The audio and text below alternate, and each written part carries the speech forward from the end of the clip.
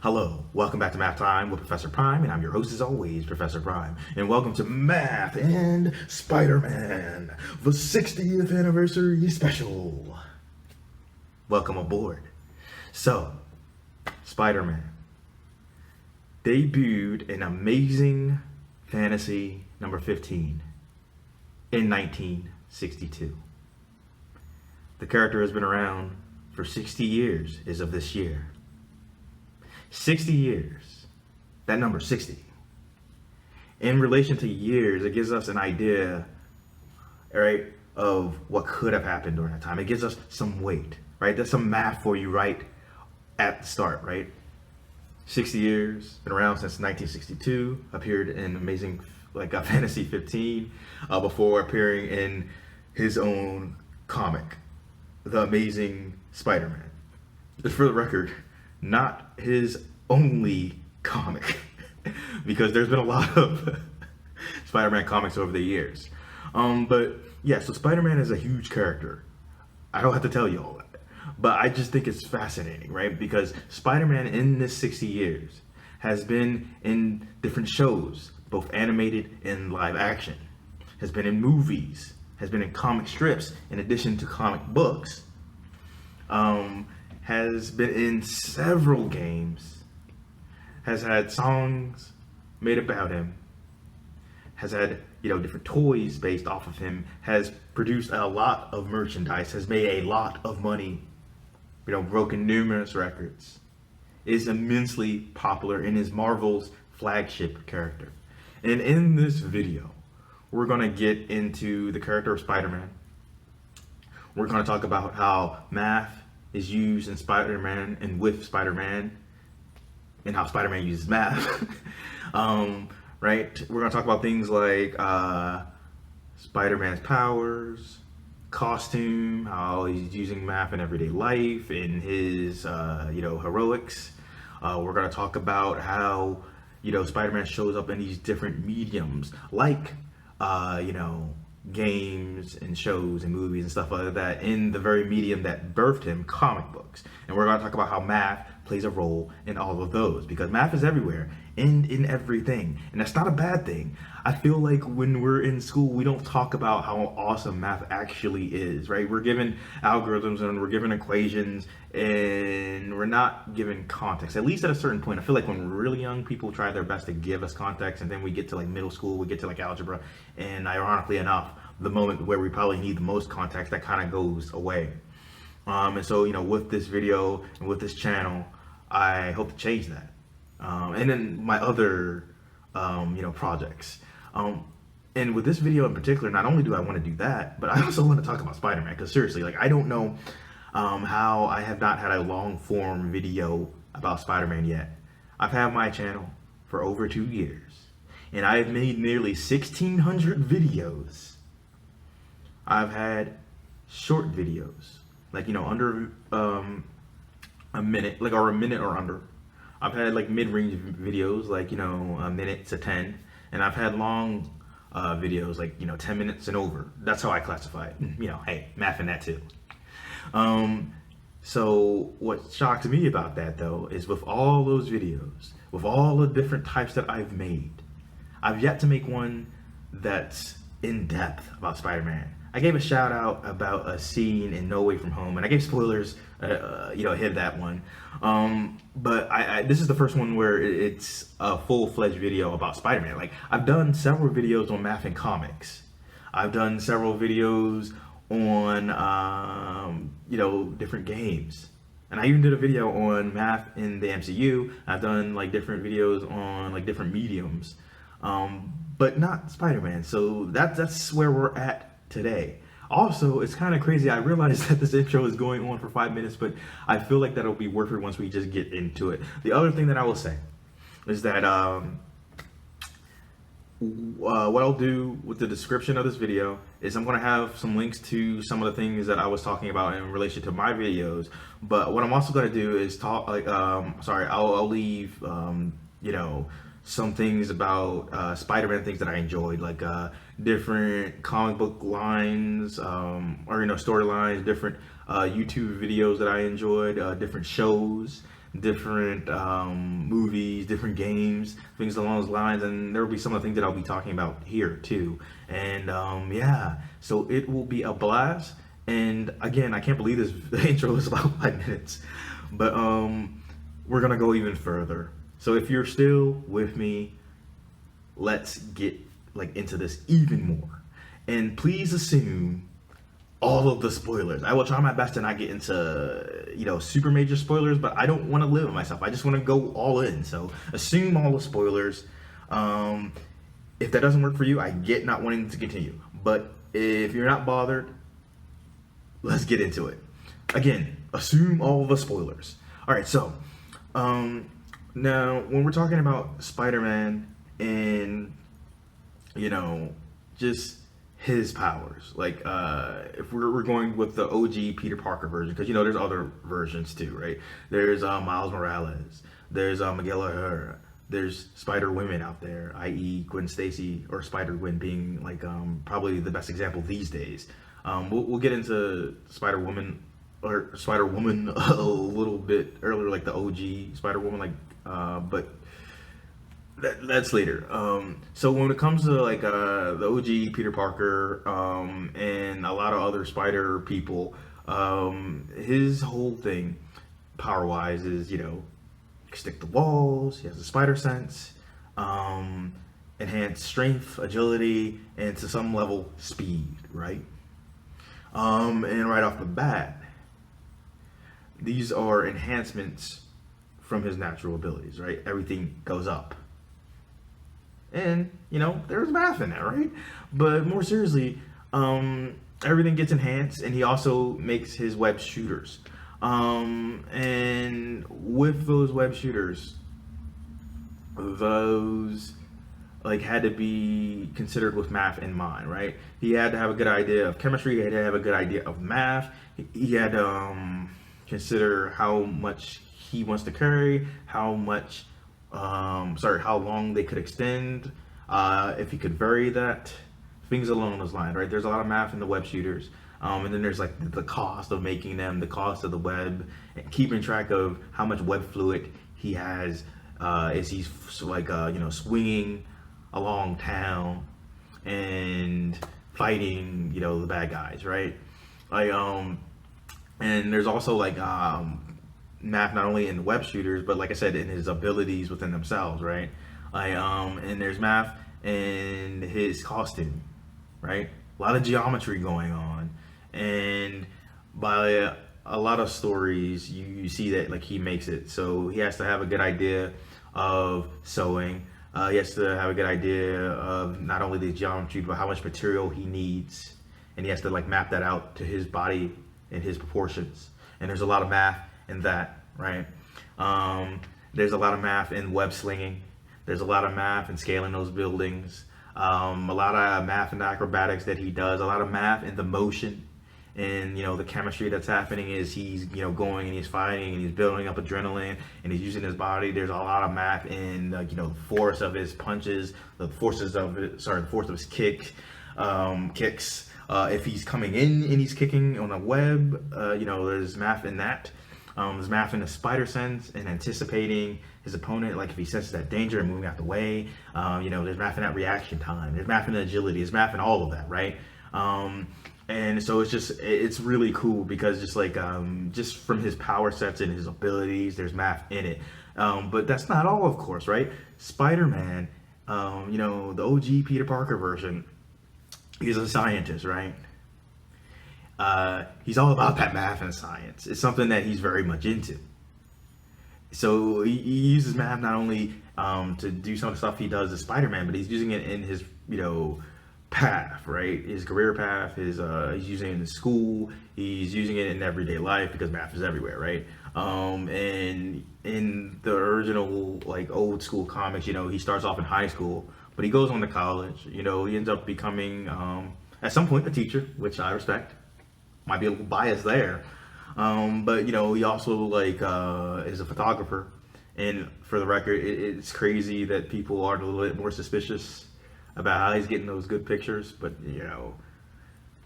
I'm not gonna get into that too much. But there's math in the photography too, right? there's math in, you know, getting certain angles, and there's, you know, math in considering the light and filling up a reel. If you're dealing with digital photography, you know, there's math in, you know, filling up the space or your memory card, whatever the case may be. There's math in developing the photos, or, you know, editing the photos later on. There's math in getting paid for those photos. So, you know, there's math all over the place, just like with Spider-Man, and just how he functions, both as Peter Parker and is Spider-Man. And the list could go on, right? And then if you're like looking at comics is a medium, and Spider-Man in that medium. For starters, Spider-Man has sold hundreds of millions of copies in, you know, his 60-year run, and he's had several different series, because, you know, you've had things like the Amazing Spider-Man, which is still going. You've had things like the Spectacular Spider-Man. God, there's so many. You had things like those are like the two big two, but like there's like at least one point there was like 4 books going, and there was definitely like the Superior Spider-Man for a little bit. That was a thing. It's a whole another thing. But my point is, though, like there's been different Spider-Man like comic book series over time, and there's been a lot of copies sold and a lot of money that's been made off of that. But then, like, when you focus in as comic books and is a medium, there's a lot of math that goes into that, right? Because you have the deadline for the comic, right? You're trying to get out a certain amount a month, right? Like maybe you're producing your comics by monthly, right? Like maybe you're doing like 2 a month, for instance, or maybe you're doing 1 a month. But no matter how you cut it, you're going to have like a certain amount of pages per book. You're also going to have to worry about like how many panels per page, and that might vary page to page, I guess.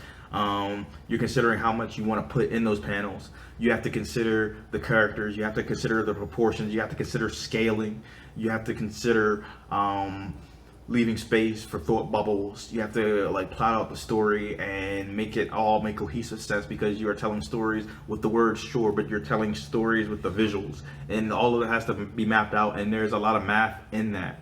And there's a lot of math in the inking, there's a lot of math in you know, the coloring, there's math, of course, in the drawing, like I mentioned, like, you know, scaling, proportions, all that stuff, and, you know, drawing the people, drawing the buildings. And with Spider-Man, like I mentioned earlier, his suit is very geometrical, right? There's you know, a lot of patterns going on there too, to consider. And when you're drawing that, you have to consider math and being consistent. You have to consider line thickness, you have to consider a lot of different things, and that's really cool. And like I had mentioned earlier, Spider-Man has appeared in a lot of different, you know, mediums. But before we get into that, I would like to point out that, so I was born in '87. I'll be 35 this year. It's crazy to me. I don't know where the time has gone. But I bring that up because I grew up primarily in the '90s. And with Spider-Man, Spider-Man was having a crazy time in the '90s. Because some of you are probably familiar with the Clone Saga. And with that Clone Saga, it got wild, right? It was supposed to be like 6 months. It ended up being like 2 years. There was like over 100 issues and tie-ins and main story, and it got kind of wild. So there's some like quick math for you, just to give you an idea of how crazy it got. Like there's a lot to it, right? And each of those issues cost, you know, several dollars a pop. So if you wanted to keep up, it's like you were spending a lot of money, and you had to choose whether that was a sound investment or not. But yeah, so to go to different mediums though, right? Like let's start with like shows. There's been several different shows. Oh my God, so many, too many to name. But like there's been live action shows, and there's been animated shows, right? And I have more experience with the animated shows, but there's math in it, no matter how you cut it, right? Because let's start with the animated shows, right? If you're dealing with an animated show, there is much to consider, right? Because, you know, you have to worry about like how long each episode is going to be, how long each season is going to be. If you're planning out arcs, how long those arcs need to be. You're considering all the different elements of animation, right? You're considering how many frames you have to make. You're considering things like proportion. You're considering things like, different characters. You're considering things like geometry.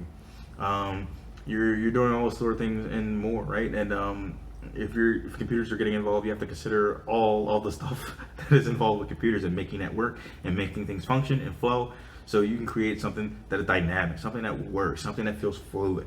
And there's a lot of math that goes into making that work. And when I think about the different shows for Spider-Man, I think about there's the old one from the '60s that has the killer theme song that if you look into it, it gets stuck in your head. If you already know it, you know.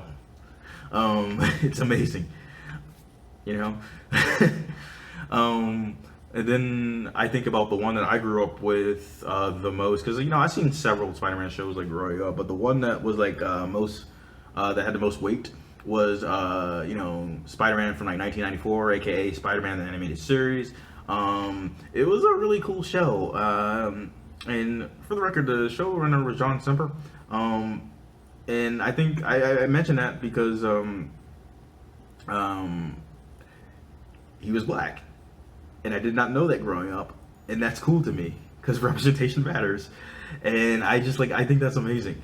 But with the show, I had a blast. Growing up, it stuck with me. It definitely left an impression. I actually rewatched the Venom saga from that, and I'll get into how things were separated with that. So with Spider-Man the animated series, right? It came in an era where there were actually a lot of good cartoons growing up that were comic book oriented. You had X-Men the animated series, Batman the animated series, Superman the animated series. There was a lot of animated series, and they were largely good. And in addition to X-Men, they had other shows around that time. They had the Hulk, Iron Man, stuff like that. And with Spider-Man, it came out in 1994, and it went on for 4 years, and there was a lot of good stuff in it, and they had to consider all the things that I said about animation. And what they did was they made it feel dynamic, they made it feel fluid. Spider-Man's supposed to be fast-paced, right? And I feel that got across, and they had to deal with things like Spider-Man couldn't throw a punch. And they couldn't mention death, stuff like that, but they made it still work. It holds up surprisingly well. And I also like the inner monologuing, because I feel that has definitely impacted me, because I feel a lot of us inner monologue, and I feel that has something to do with the way I inner monologue. But yeah, so I enjoyed Spider-Man animated series. It was a good show, and I liked the way they titled things, because they would have the titles, and it would be part of an arc, so they were part 1, part 2, part 3, so on and so forth, or book 1, book 2, book 3, stuff like that. And they had to think about that stuff going in, right? And it takes time to animate, so they had to have some things well in advance. But that wasn't the only show, right? Like I said, there's a lot of shows, a lot of animated shows. Spider-Man Unlimited was a thing. It happened. I don't really feel one way or another about it, but it was right after that one. There was a Spider-Man show in the 80s, and there was another Spider-Man show in the 80s, Spider-Man and His Amazing Friends, that happened. A good one to consider, if you haven't seen it, that lasted for 2 seasons, which is criminally underrated show, is The Spectacular Spider-Man. Oh my god, amazing show, just spectacular even. It had a lot of fast-paced action, good storytelling, and they had to consider a lot of different things that I mentioned with animation. And then with live action, you are considering different things as well, but you are considering a lot of math in there too, because you're considering things like how you say a line, at what volume you say a line, and same with voice acting, which I didn't mention, but it's a big part of cartoons, right? And you have to consider breathing and things like that, and you have to consider interacting with other castmates. You have to consider your contracts, and there's also the budget, there's direction, there's lighting, sound. There's a lot to consider, and a lot of math and all of that, and how it comes together. Things have to be pretty precise, and if they aren't, you have to kind of compensate for that. And so, there's a lot of math to consider that. And there's a pretty well-known like Spider-Man show for like the 70s. Now, what's cool that you may know and you may not, but so there's a Japanese version of Spider-Man that was like from the 70s. And here's the thing, because of that, it's just like it's a wild thing, but without Spider-Man, there is no Power Rangers. Because, right, if you didn't have Spider-Man, you wouldn't have had that Japanese version of Spider-Man that was produced by Toei. And without that series, you wouldn't really have like the whole genre of Super Sentai. And without Super Sentai, you wouldn't have Power Rangers, which spliced different Super Sentai series with freshly produced footage and became its own thing. So it is a wild amount of things and a lot of math that went into that deal, into those deals, into those cuts, into all of it. A lot of math that went into all of it to make that happen. It's just like, the long story short for that part is just like, hey, Power Rangers exists primarily because of Spider-Man, with a lot of steps in between. Or at least that's how I like to think about it, because of that. And that's pretty cool. And yeah, so there's a lot to consider with that, right? And with the shows, whether they're live action or whether they're animated, there's a lot to consider with math. And then there's the games. There's been a lot of Spider-Man games. There's been 2D games. There's been 3D games. And there's been ones that have just like, different concepts, ones that build on previous concepts. Like, of course, with the 2D games, a lot of them are, you're scaling, you're fighting opponents, stuff like that. Then there are some that are a little different. Like, one of the ones that I remember growing up, that was actually kind of difficult, but like fun, was Maximum Carnage. Now, if you know about the game, you either hate it or you like it. I feel with Maximum Carnage, you like play as Spider-Man or Venom, and you team up to stop Carnage and his team, right? Like, and it's based off the comic book storyline, and I feel like a lot of math went into that and making it have that comic book feel. And it's like a 2D side-scrolling beat 'em up. So it's like, yeah, Spider-Man can like scale the buildings, but you're also going across like horizontally and vertically, in addition to like vertically. And there's a lot of math in how all that works, and Spider-Man and Venom play a little differently, and there's math in that. But with the 2D games, there's some fun to be had. That's what I'm getting at. And with Maximum Carnage, there's the track Carnage Rules. And whether you're listening to that kind of like 8-bit chiptune style from the game or the metal version of that, it's a bop.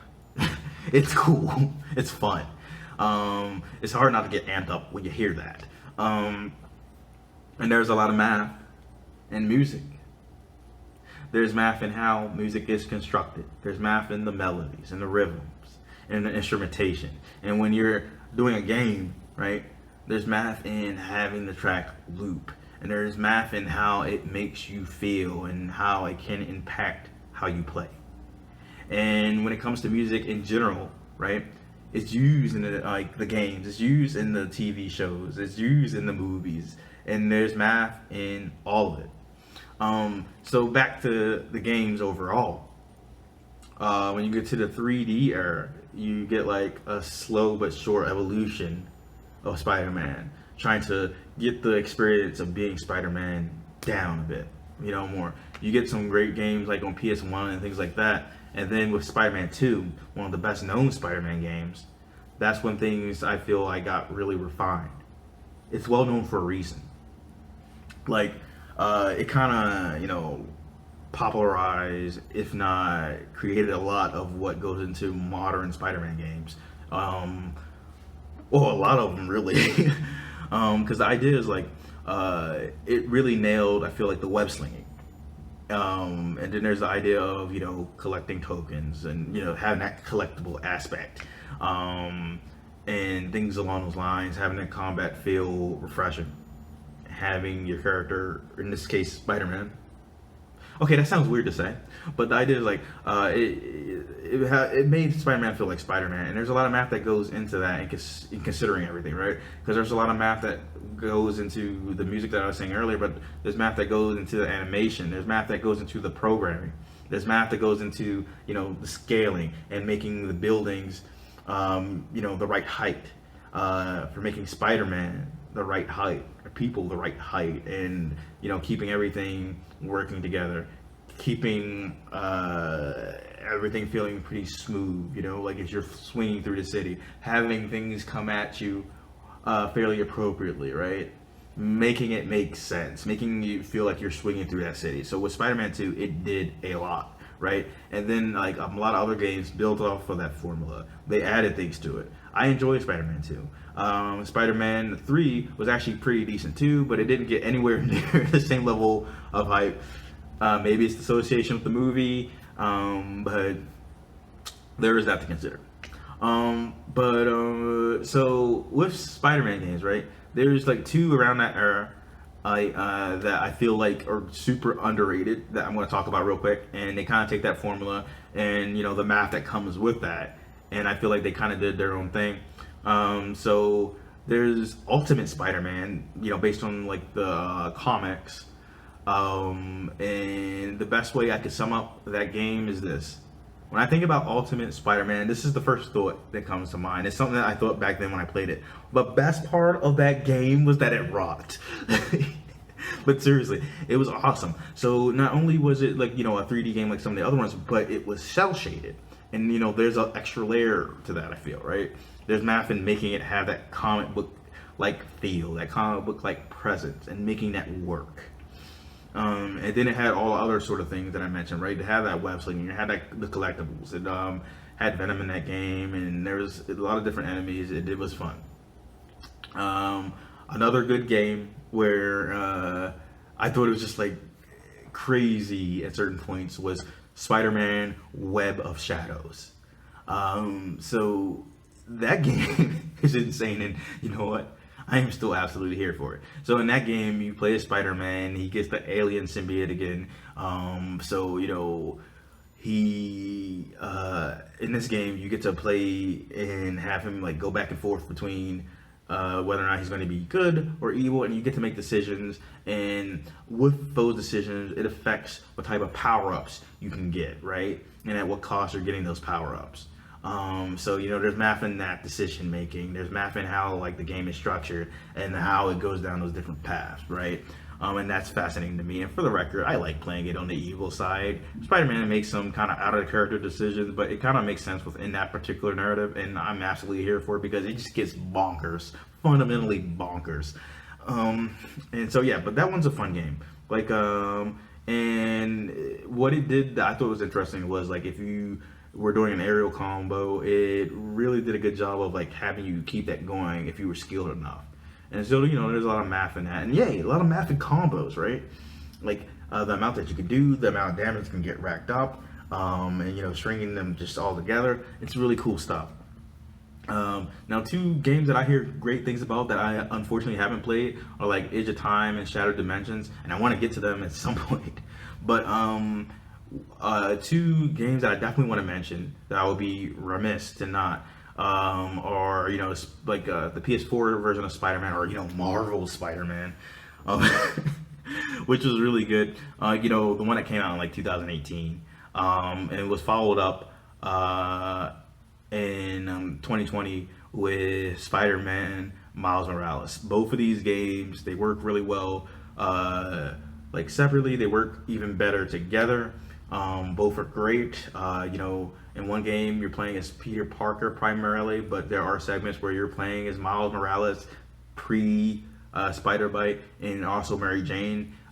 People have different views in those segments, but they mix up the gameplay a little bit.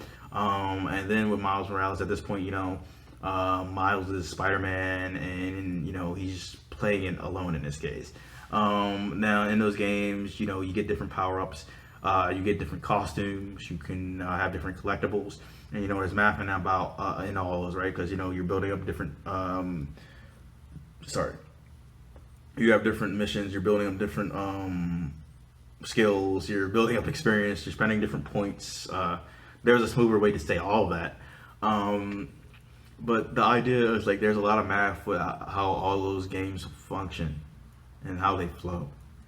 And I think that's amazing and spectacular, all that good stuff.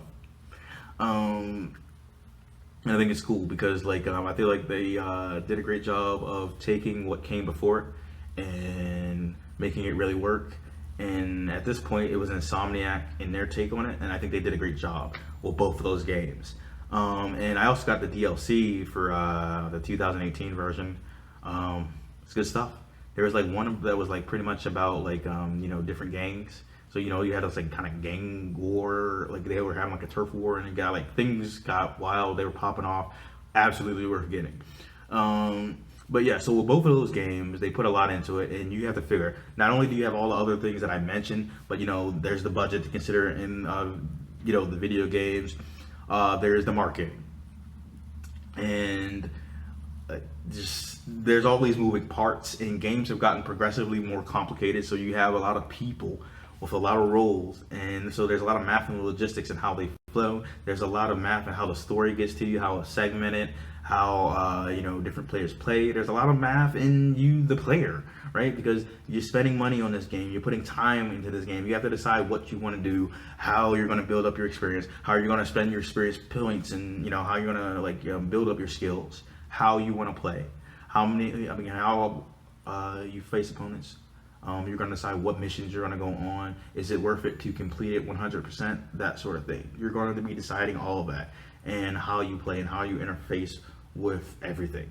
So there's a lot of math to consider with the games. And so for the last major section, I want to cover the movies, because again, Spider-Man has been in so many different things. He's been in, like I said, comics, movies, TV shows, whether animated or live action. He's also been in comic strips. He's been in theater and stuff like that. And honestly, at this point, I'm looking at the time on the video. It's past a half hour.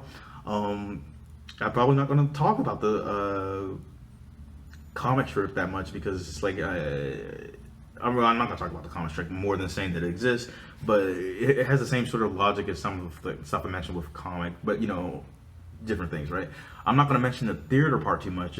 I'll mention it a little later, and I want to mention a court case that I thought was interesting, not in depth, but depth. But I'll get to it. So with the movies, and like I said at the beginning, just assume all the spoilers. But Spider-Man has been in 3 sets of different movies in the last 20 years, and that's some math for you, right? 2 of them were trilogies. And one was a duology. But that's not all, right? Because in addition to those 3 sets of movies, Tom Holland's Spider-Man has been in the other MCU movies as well. So Spider-Man has been a busy wallflower, and that's wild. And it's just it's crazy to me. But the idea is when you're dealing with those movies, there's a lot of math that goes into those too, because one, you're deciding how many movies you want to do, and you have to also consider the actors, how much they're getting paid, how long these contracts are going, how long the movies need to be.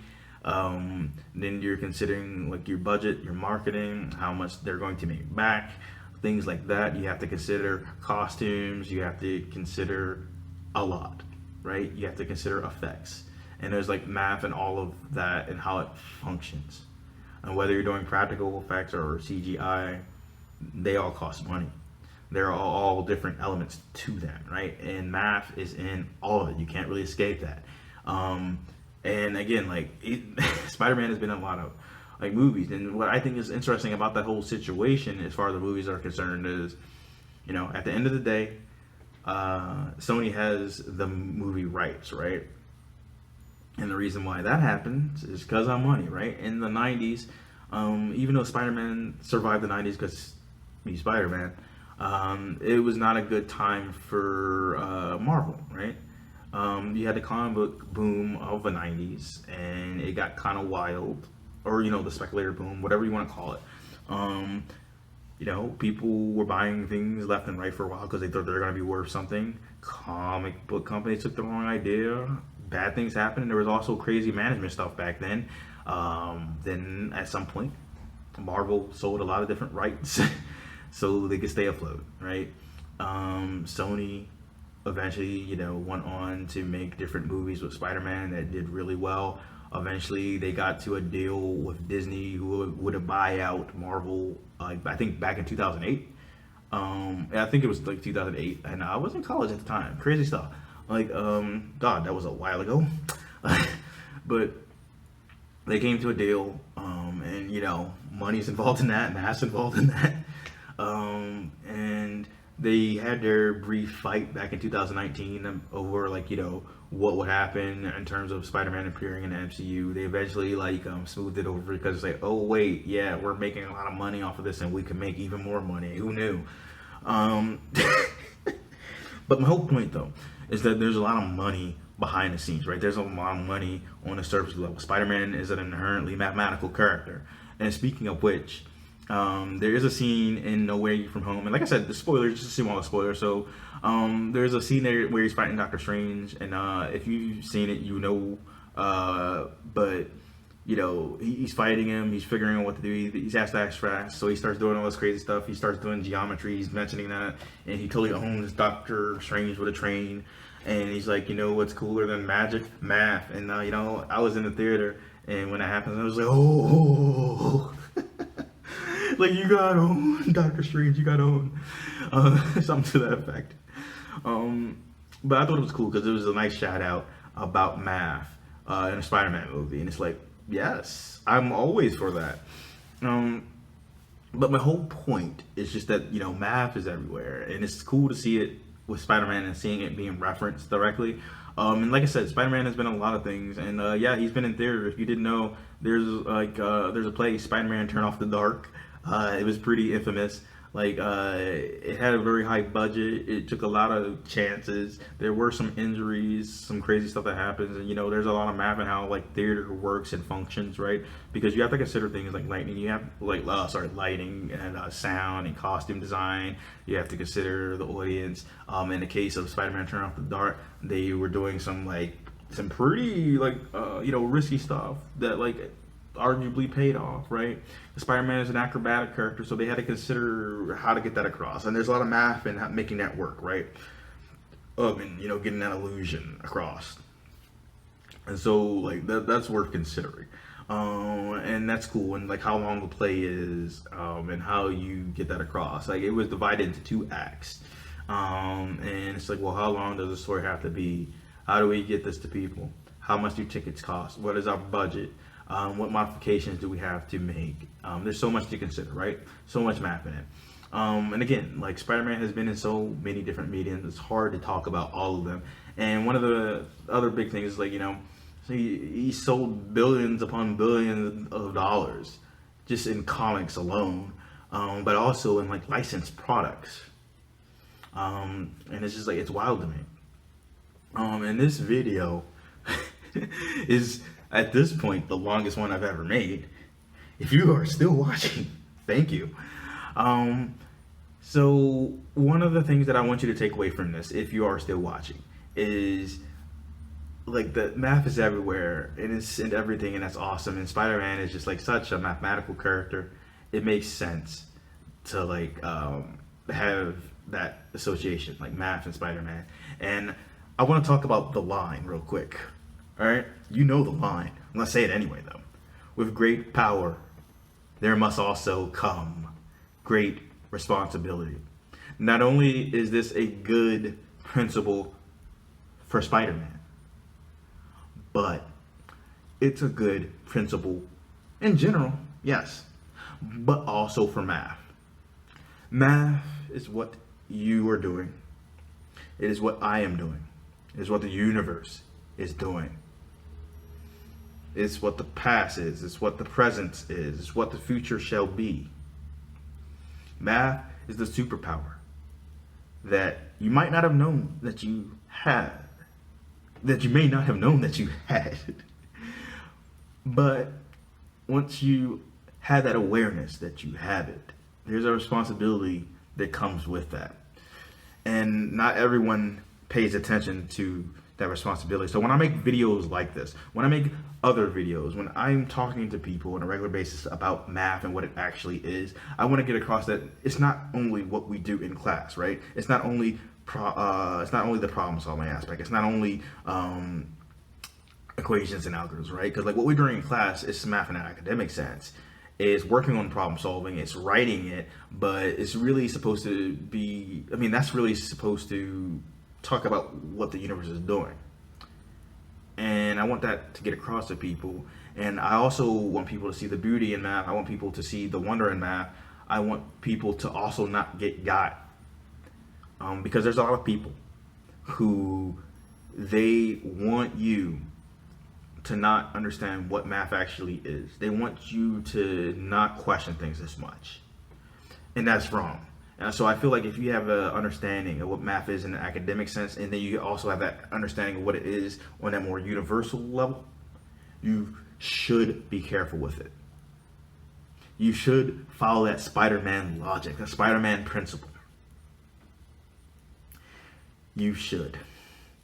And also, if I somehow didn't say it at the beginning of the video, please feel free to share not only your thoughts on this video, but your thoughts on Spider-Man, your experience with Spider-Man growing up, your experience with Spider-Man now. Let me know. Let me know what your favorite games are. Let me know what your favorite like comic book storylines are, songs, or shows, movies, etc. Your favorite characters, because I didn't get to talk about the characters as much as I would have liked in this video. It's like, are you a fan of the OG? Do you like Peter Parker? Do you like Miles Morales? Do you like Spider-Gwen? The Spider-Woman version of Gwen Stacy. Do you like supporting characters like Mary Jane, J. Jonah Jameson, characters like that? Like, who are you a fan of? Aunt May? If it's the Marissa Tomei version, I get and respect that. It is what it is. But more seriously though, we all have our favorites, and I'd be glad to hear from you who your favorites are. And did you like Spider-Man from the 1994 version, right? Because I was a big fan of that show. When I got to college, there were some like licensing issues, right? So with the distribution, they could only get like certain episodes out, and they had to split those up over different 3Ds. So that's why I got like the Venom version instead of just like the Venom Saga instead of the whole thing. But if you got Disney Plus, you can watch that version. You can start the whole show, which I think is worth it. And it was a really cool show. And by the way, during that Venom Saga, when Venom came back, right, like there was an episode that featured Iron Man, and there was an episode that featured War Machine. And with War Machine, I was surprised because I recognized the voice, and I'm like, oh my god, is that James Avery, Uncle Phil, the OG Uncle Phil, aka the Shredder? What? I don't think I recognized that as a kid. So it was really cool to kind of get that flashback. It was kind of really cool to like hear that. And there's a lot of good voice talent in that show. But I've gone on long enough. And I think like one thing I will say on the way out though is I did get to talk about Spider-Man in an academic sense, which I was glad to, because so if you didn't know, right, I got my degree, my initial degree in math back in 2011, right? I had a wild journey. I had to go into retail after I graduated, because that's just where we were at. And eventually, I broke in behind the scenes in academia, and then I went and I taught, and I was kind of doing all the things for a while, right? I taught different places. I was working on curriculum online while doing that. I also ran a math and science tutoring center. I was in running academic success meetings. I was doing online stuff. I was doing in-person stuff. I was doing a lot. I got a lot of experience in this last decade or so, right? And so in my current job, I needed to take a little break, still doing academia, but decided to become a simulation technician, working with dentistry for a while, right? But tuition remission is a thing. And for that first year, I didn't really do much with that because I wanted to get settled, but I wanted to take advantage of that. So I decided to see if any programs work for me, and I found one on intercultural leadership. And then that's been fun. It's been a lot of work, but at the time of this recording, in about a month or so, I'll walk away with a graduate certificate in intercultural leadership, which it works better with math than you may think. Because EDI work, equity, diversity and inclusion work, it is popular these days, and okay, that's fine. But one of the cool things is some people need data to convince them. And with my math background, it helps to have that when you're talking about that sort of work, to get people to kind of get on board with a bigger picture. But not only does it work in a more traditional job setting, it works with a more larger scale, because honestly, I don't want to work a 9 to 5 the rest of my life. I want to just go and do my thing. I'd rather make videos, go on tour, have awesome conversation with people about math, how it's everywhere, and about things I enjoy. But I bring up all that though, because it goes back to my point though. In class, I brought up Spiderman. And I brought up how, because there was a class on history of race in the U.S. and we got to talk about that. And I was talking about how I got to talk about how with Spider-Man, Miles Morales has become an increasingly popular character in recent years. And what I didn't mention earlier is Into the Spider-Verse is one of my favorite movies, period. And even though I very much enjoyed No Way From Home and it is my favorite live action Spider-Man movie without question, my favorite Spider-Man movie is actually still Into the Spider-Verse.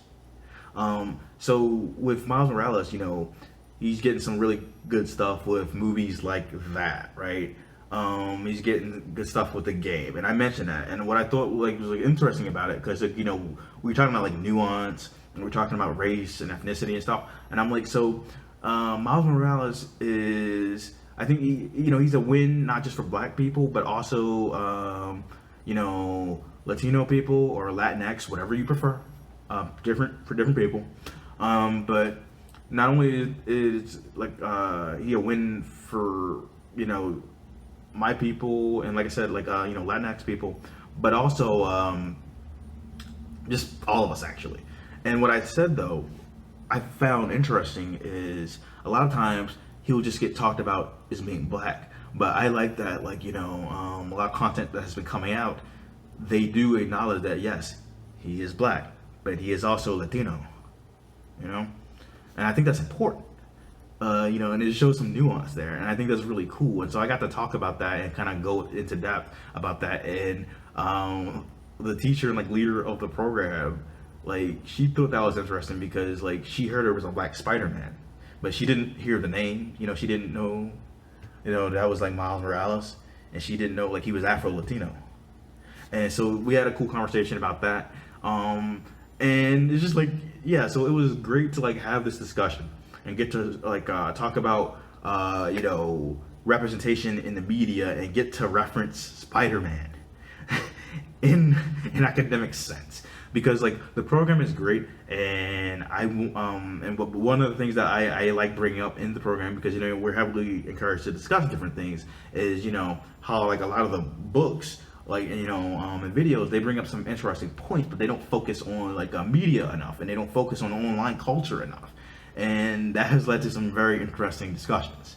And so I was so glad to bring up Miles Morales with that though. Oh my god, this video it became so long. Oh god. It's going on 50 minutes. So if you really did stay all that time, you extra have my thanks. And I'm gonna try to bring it to a close pretty soon. But my whole thing is I could actually keep on talking about this. Because there are layers to everything that I was talking about, right? There are so many comics that Spider-Man has been in. There's so many TV shows, live action, animated, different movies, live action, animated, different games, 2D, 3D. And I didn't really get into it. Different books. Books featuring Spider-Man.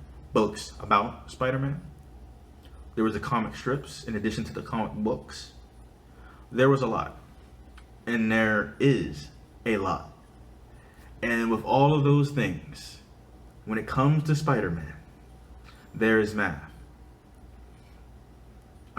Whether you're dealing with Peter Parker, Miles Morales, Gwen Stacy, Miguel O'Hara, whatever the case may be.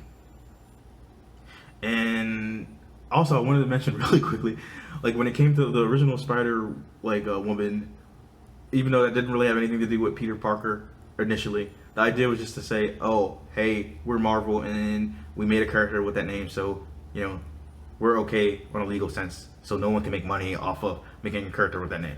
I just wanted to put that out there. Say, hey, there's math in that too because of the money and the legal rights. And also that Spider-Woman has accrued a lot of fans over the years. So, that kind of greedy, protective decision led to a character that people, enjoy. And if I'm not mistaken, the popular version being the Jessica Drew version. But if you have a different version, that you enjoy, let me know. Either way, Spider-Man is a popular character. Whether you're dealing with Spider-Man, or you're dealing with Spider-Woman, or you're dealing with Venom, you're dealing with Carnage, you're dealing with Green Goblin, or Doc Ock, Hobgoblin, whatever the case may be. If you're dealing with Spider-Man or a character in the Spider universe, you're dealing with math. And I would have liked to talk about this even more, but it's been exhausting talking about it for this long. And also, this video has been over 50 minutes. So if you honestly stayed this whole entire time, dear God, thank you for doing so. Please share your thoughts and what you thought about it. And if you have a different perception about math and or Spider-Man. Have an excellent day. Professor Prime out.